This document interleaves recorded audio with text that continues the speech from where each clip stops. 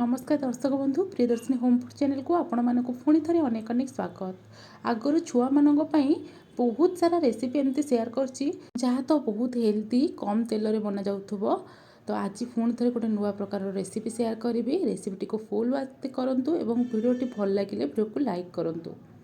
तो आमे ए रेसिपी पई प्रथम नै जिबा गोटे गिना अटा, तापर गोटे चामच रिफाइन तेल देदबा, से लुण, धनिया पत्र, कला जीरा, धड़ा राशि देदबा। यह द्वारा यार टेस्ट आ लुकटा बहुत बढ़िया आसीबो। प्रथम या सुखिलारे मिसई नबा, तापर अल्प अल्प पानी देकी जेमती अटा चकटा जाए सेमती आमे चकटी नबा। दर्शक बंधु चेष्टा करेंगे जमती आम जो जलखिया बनवा सेगुड़ा सब अटारे बनवाई। आपण मैंने चाहिए मैदारे बनई पारे कि अटारे बनला ना बहुत हेल्दी। तो ये देखूँ मुझे चकटी नहीं हाथ अल्प टे तेल देकिना आउ थे चकटी नहीं एवं आपको कभर करके रेस्ट दबा। यापर आम स्टफिंग बनवा। तो कड़े देदबा 2 बड़ चामच रिफाइन तेल, अल्प टिके जीरा ऐड करवा। जीरा फुटीगला पियाज देदबा। पियाज को आम टिके नरम हवा जाए भाजी नबा। पियाज भल भाव नरम हो गला फाड़े टमाटो मुझे काटिके दे दूची, बेसी टमाटो यूज करवानी। तो टमाटो देकी ताको आउ टिके भल भाव भाजी नबा।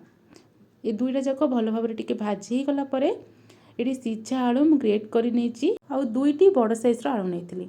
तापर आम ए स्वाद अनुसार लुण दबा, हलदी पाउडर दबा, गोटे चामच आम चिकेन मसला दबा। ये सब को भल भाव टिके पियाज टमाटो सांगरे मिसई नबा। दर्शक बंधु आपण मानक जदि ये रेसिपी गुड़ाक पसंद आसुची निहाती भाव में मत कमेंट रे जणेबे, वीडियोटी को लाइक करेंगे। आ चैनल आपण मैंने जदि नुआ अच्छा जे सब्सक्राइब करना ताले चैनल को सब्सक्राइब करेंगे। आलू को भल भाव मैश कर कषि नहीं सारापर लास्ट आम देदबा सीझा अंडा जहाँ को ग्रेट कर नहीं। मु 2टी सीझा अंडा ऐड करछि। आमर टिके नॉनवेज रहिले छुआ मैंने खायापी पसंद करेंगे। आपण मैंने जदि भेज बनाऊँच ताहले अंडा को ये स्किप करेंगे। एबे ग्रेट करके आम अंडा देदेले। एबे ए सबको आम भल भाव पुणी थे मिसई नबा। ये मु गैस फ्लेम को ऑफ कर नहीं आउ गैसटा आम लगेवा दरकार नहीं। तो एबे आम भल भाव आलू सांगरे ये अंडा गुड़ाक मिसई नबा। ये स्टफिंगटा आपण मैंने परोटारे देवे बहुत बढ़िया लगे। तो एबे लास्ट में मुझे दे दूची कस्तूरी मेथी जोटार टेस्ट बहुत बढ़िया लगे। जदि आपण मान पाखे कस्तूरी मेथी नाही ताहले आपण मैंने धनिया पत्र दे पारिबे। तो ये सब को पुणी थे भल भाव टिके मिसई नबा। एबे हमर स्टफिंग रेडी हो गला। स्टफिंग को एबे आमे प्लेट को काढ़ी नबा। एपटे आम जो अटार डो प्रस्तुत करते बढ़िया से नरम हो जाइए। एबे आमे कौन करबा ना छोट छोट बॉल्स बनैबा जेमती आपण माने पूरी बनाते ना से साइज्र आम बनैबा। आपण माने चाहिए ताठू टिके बड़ साइज्र मध्य बनै पारिबे। ये देखूँ मुझे अल्प टिके अटा देकी या बेली नौची पूरी ठारू टिके बड़ साइज्र मु बनई। आम जो स्टफिंग प्रस्तुत कर रखी ताकू एबे देखूँ पूरा मझीरे देदबा आ टिके आम चामच रे प्रेस कर नबा। प्रथमे गोटे साइड को आम फोल्ड करवा एवं आर साइड रे मध्य सेम प्रोसेस रे फोल्ड कर नबा। टिके हाथ रे आपण माने टिके चापी नौथिबे।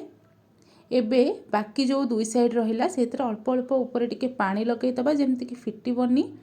तापर याको पुणी फोल्ड कर नबा 2 साइड को एवं हाथ रे टिके चापी नबा। बास आमर रेडी हो गला ये जलखिया।